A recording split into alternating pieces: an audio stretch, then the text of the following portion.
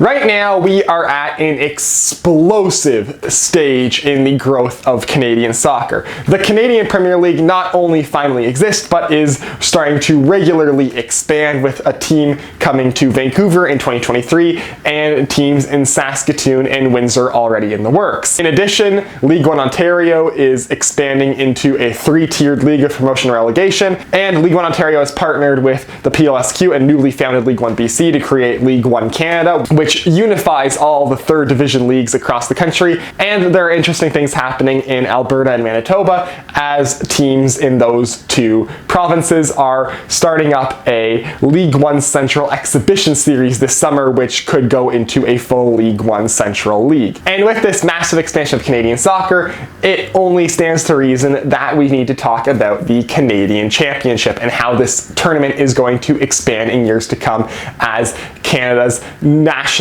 qualifier for the CONCACAF Champions League. Now, I did touch on this topic briefly in my 2022 Canadian Championship format reveal plus predictions video, but I feel like this is something that has to go more in depth in, especially considering how League One Ontario is expanding in years to come. But before we get into that, let me talk to you really quick about the partner for today's video, MatchBets.com. This video is made in partnership with MatchBets.com. MatchBets.com is a player versus player gaming model gambling site which allows players to match other players' bets or create their own bets for other players to match. When matching bets, the house fee is significantly lower at 2% as opposed to 8% with regular gambling sites, allowing players to keep more of their winnings. On MatchBets, you can bet on a wide variety of sports from hockey to soccer to tennis, and as well as betting against other players, you also can bet against the house in a traditional sports book. If you're interested in using MatchBets, you can sign up using my link down below in the description,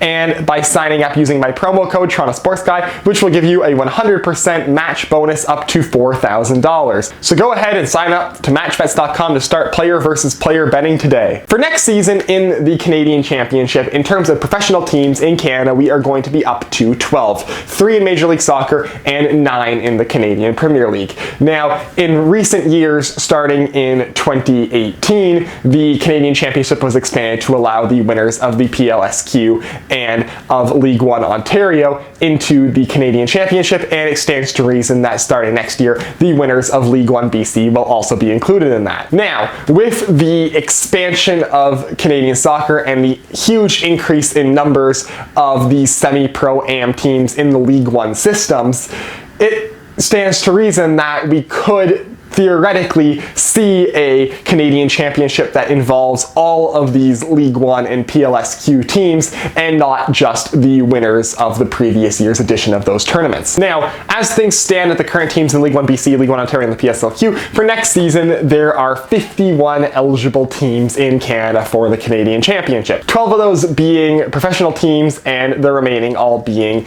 Tier 3 semi-pro AM teams. Now, of course, due to the sheer magnitude of size of Canada, the Canadian Championship is a tournament that has to be done in geographical reasons or with geography in mind when it comes to setting matchups. Now, regardless of how fun it would be due to this geography and sheer size, we're not going to have teams from League One Ontario flying to BC to play teams from League One BC, as fun as that would be. So in the earlier rounds of the Canadian Championship, if all of these League One teams were in there, you just have League One BC teams playing League One BC teams, League One Ontario teams playing League One Ontario teams, because you're not going to have your CPL and MLS teams go through like 3 or 4 rounds of just League One teams to get to playing other professional teams in the Canadian Championship. As cool as that could be, again, you're not going to subject those teams to that amount of travel and that amount of extra fixtures. Which now leads us to what we really want. We really want the early rounds of the Canadian Championship to be League One Ontario teams playing other League One Ontario teams over and over again for a few rounds, or is it a little redundant, and does this, the champion from the previous year, makes it automatically make sense in that regard? Well, yes and no. On the one hand, it makes sense because it is redundant to have League One Ontario teams playing League One Ontario teams another time for the right to play in the Canadian Championship, but also for the Canadian Championship to be a fully, like, every single pro, semi-pro, high-end team in the country participating in it would be awesome. And I mean, it would also be cool to get the winner of the Challenge Cup in there, to have the purely amateur Challenge Cup winners just in that tournament. And so it would be a lot of fun to see the tournament continue to expand. It's just, economically not the most viable thing at the moment. And also without a second tier professional league, just the addition of the tier 1 professional leagues right now into the tournament would happen so late with, I mean, if right now the way we do it with the 12 teams I said, you go to a round of 16 would be the perfect time to add them. So in the end, you dilute yourself down to 4 League One teams into the tournament by the time you add the pro teams, and then you're basically at the same part as where you would be with just letting the winners in which case you only have 3 in, unless you add them in a round of 32, in which case the majority of your teams, you'd still have 4 League One Ontario versus League One Ontario matchups for sure, and then you'd have, you know, every single CPL team or MLS team playing a League One Ontario team in the first match, and I'm not sure the CPL teams or MLS teams would go for that. I mean,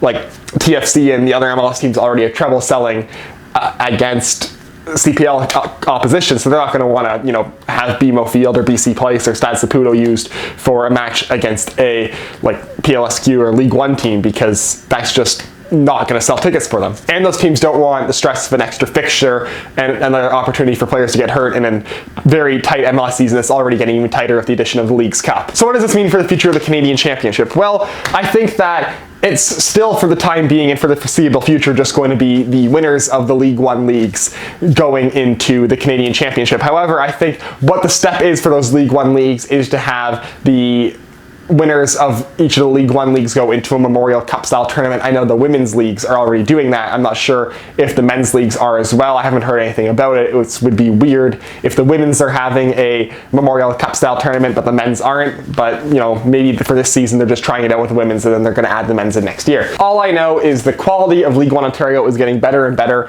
and honestly the most I could hope for right now is for there to be some sort of promotion relegation throughout these League One leagues and the CPL and a second tier CPL league, because some of these League One teams really do deserve to be fully professional and really act like they are willing to be fully professional. I think they deserve a chance to move on up throughout the rankings.